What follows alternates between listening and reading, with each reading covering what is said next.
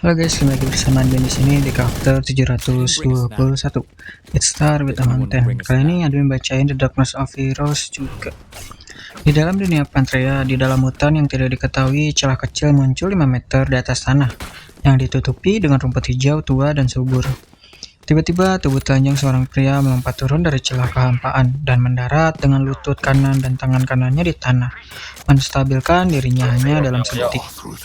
Kan akhirnya berbicara dengan nada gembira saat dia akhirnya memasuki Pantrea, memperlihatkan senyum senangnya. Mari kita mulai babak selanjutnya dalam hidupku. Tubuh baru Eric sekarang kan adalah sesuatu yang selalu dia impikan dan inginkan dalam standar ideal tubuh fisiknya. Tingginya 6 kaki 3 inci, warna kulit putih normal sama seperti kehidupan sebelumnya. Dia memiliki rahang yang miring tapi agak lebar. Wajahnya proporsional dan sangat tampan serta berkesan. Dia memiliki otot yang menonjol dan perut six-pack. Berbeda dengan kehidupan sebelumnya, kali ini warna rambutnya benar-benar hitam, bukan coklat. Mereka halus, lembut, dan bergelombang. Rambutnya ditata dari sisi kanan wajahnya. Bentuk tubuhnya sangat seimbang. Tubuh bagian atasnya memiliki bahu yang lebar dengan lengan yang besar. Dadanya cukup besar agar sejajar dengan tubuh mesomorfiknya. Dengan bawahnya juga proporsional, sementara kakinya menyerupai seorang atlet.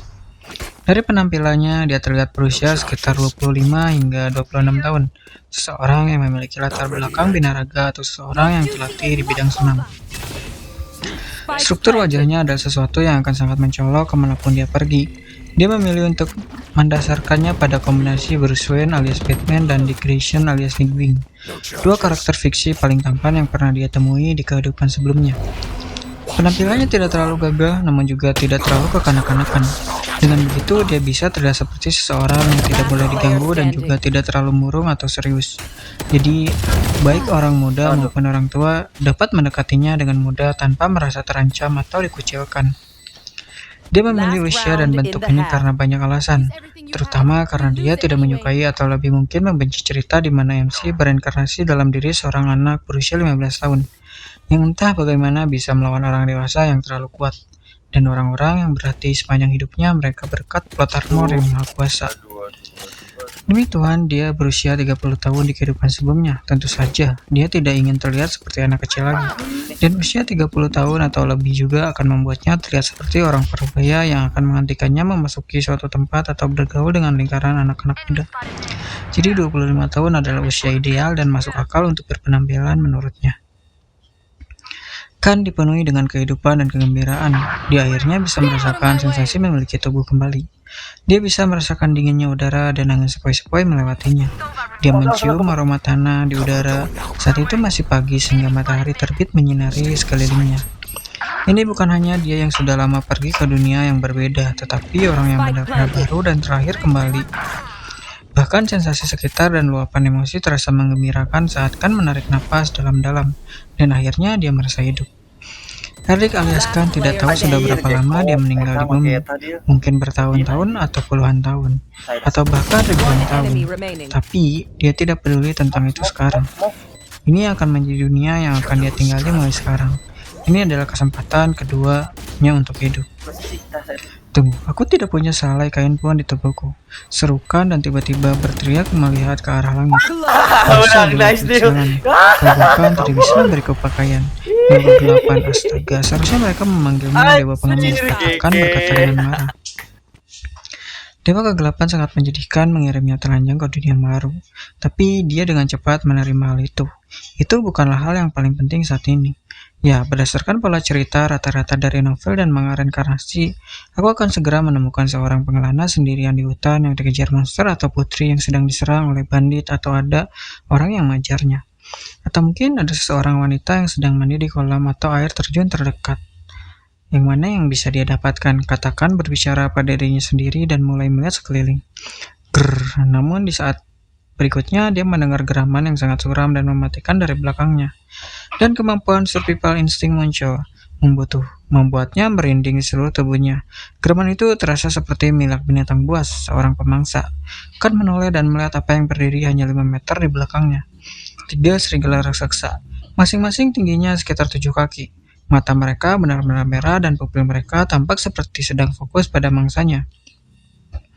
Dua di antaranya memiliki bulu campuran hitam dan putih, sedangkan yang berdiri di depan memiliki bulu yang seluruhnya berwarna merah tua. Sepertinya itu adalah pemimpin kelompok itu. Ketika serigala ini mengintaikan mencoba mengukur seberapa kuat sarapan pagi mereka, yang mengejutkan mereka butiran keringatkan sudah berjatuhan dari dahinya. Yang bisa dia lakukan hanyalah mengucapkan satu kata, sial. Di tengah hutan yang luas dan hijau tua, beralihlah seorang lelaki telanjang tanpa mempedulikan orang melihat seperti apa dirinya. Bukannya dia ingin melakukannya, tapi dia tidak punya waktu untuk mencari pakaian atau sesuatu untuk menutupi dirinya. Di belakang pria itu berlari 3 ekor anjing Golden Reaper, 3 serigala lebih tepatnya. Kan berlari menyelamatkan nyawanya saat ketiga serigala raksasa berlari ke belakang dengan niat membunuh di mata mereka, dan rasa lapar di perut mereka. Ini bukan sambutan yang diterima oleh Elric seperti yang dibayangkannya. Aduh, itu bukanlah secara seorang protagonis sebuah cerita diperkenalkan di dunia baru. Keparat sialan itu mengirimku tepat di depan sekawanan serigala. Kan mengutuk dewa kegelapan karena memiliki waktu dan pilihan tempat yang sangat buruk untuk mengirimnya ke Pantrea. Namun sia-sia. Yang bisa dia lakukan hanyalah kabur demi nyawanya. Kan berpikir membunuh monster seperti yang mereka lakukan di novel dan manga adalah pekerjaan yang mudah. Tetapi sialnya, monster-monster ini tidak mudah dikalahkan sama sekali.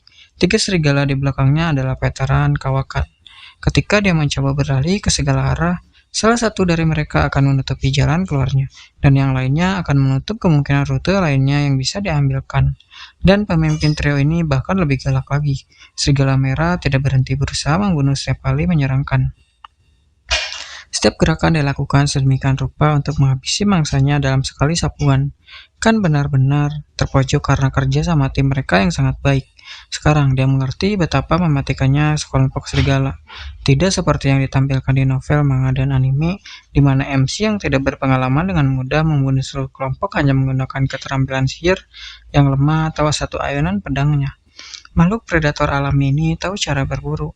Jika bukan karena tubuhnya yang sangat kencang, penuh otot dan kelincahan, kan pasti sudah terpanggang oleh serigala-serigala ini. Ketiganya terus berlari mengejarkan dan kan terus berlari seperti Usain Bolt. Hanya ketika kan mendekati tebing dia berhenti. Sial, tidak ada jalan lain. Tunggu, apakah mereka sengaja membawaku ke sini? Kan bertanya pada dirinya sendiri. Karena ini memang strategi yang hebat. Karena apakah serigala itu membunuhnya atau melompat turun? Kan pasti akan mati dan para serigala pasti akan menikmati makanan yang lezat. Kan memelototi para serigala itu, terutama pada serigala merah tua yang tampak seperti alfa.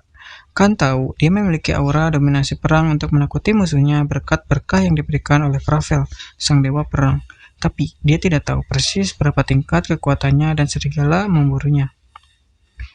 Tidak ada jelas status di sini yang memberitahu dia apa level dan statistiknya dan seberapa kuat pengejarnya dibandingkan dengannya. Apa yang bisa aku lakukan? Haruskah aku melompat ke bawah saja? Katakan bertanya pada dirinya sendiri dan melihat ke balik tebing. Angin kencang bertiup melewati tubuh telanjangnya dan dia melihat betapa tingginya tebing di atas permukaan tanah di bagian bawah. Brengsek, aku pasti akan mati jika aku melompat turun dari sini. Kan tidak punya cara lain untuk keluar dari kesulitannya saat ini. Ada banyak hal yang dia tidak yakin. Misalnya, bagaimana jika dia menggunakan aura War Dominant dan bersekergat mode secara bersamaan dan itu pun masih belum cukup untuk mengalahkan atau bahkan kabur dari lawannya. Bagaimanapun, mereka adalah serigala, bukan manusia yang kehabisan napas setelah berlari sangat cepat selama beberapa menit. Pada saat ini, serigala merah mulai berjalan menunjukkan dengan ekspresi mengejek di wajahnya. Mereka telah melihat bahwa kan hanya tampak besar untuk ukuran manusia tetapi tidak berani atau kuat sama sekali. Terkutuklah keberuntunganku, sepertinya aku tidak punya pilihan lain. Meskipun aku tidak tahu apakah aku akan bertahan melawan mereka, itu masih lebih baik daripada melompat ke bawah. Kan akhirnya memutuskan untuk memberikan semuanya pada satu-satunya kesempatannya. Lupakan tentang membunuh Dewa Iblis. Dia tampak seperti dia bahkan tidak bisa membunuh serigala sialan di sini. Kan juga belum tahu cara mengaktifkan kemampuannya, tapi dia juga tidak merasa tidak ada kata perintah di sana. Mari kita mencobanya. Dia berkata pada dirinya sendiri dan berpikir bahwa dia lebih unggul dan juga lebih kuat dari musuhnya sekarang. Kan teringat bagian deskripsi War Dominance yang juga bergantung pada emosinya. Karena dia berlari seperti pengecut selama ini, dia tidak berpikir cara menggunakannya dengan cara ini. Dia dengan cepat menenangkan pikirannya dan melihat ke arah serigala merah tua yang mendekati. Dua serigala lainnya seperti biasa menutupi sisi kanan dan kirinya agar tidak membiarkannya kabur. Kan akhirnya menenangkan diri dan memikirkan perasaan yang jarang dia rasakan di kehidupan sebelumnya. Perasaan berkuasa dan dominasi mutlak. Sungguh aku sekarat di tempat tak dikenal ini. Aku akhirnya mendapat kesempatan kedua. Tidak ada yang bisa mengambilnya dariku. Kan berteriak dalam benaknya dan melampiaskan amarahnya pada serigala yang mendekat.